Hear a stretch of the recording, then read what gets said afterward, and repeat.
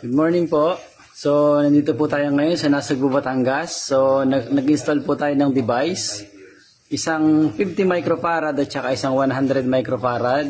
So, kung mapapansin nyo po yung wattage niya is 450 ang wattage.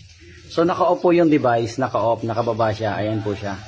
Yung 448, tingnan po natin kung ilang percent ang ibababa niya kapag ginamitan natin ng device, ng power efficiency enhancer. So, naka-off po yung device niya, naka-off siya.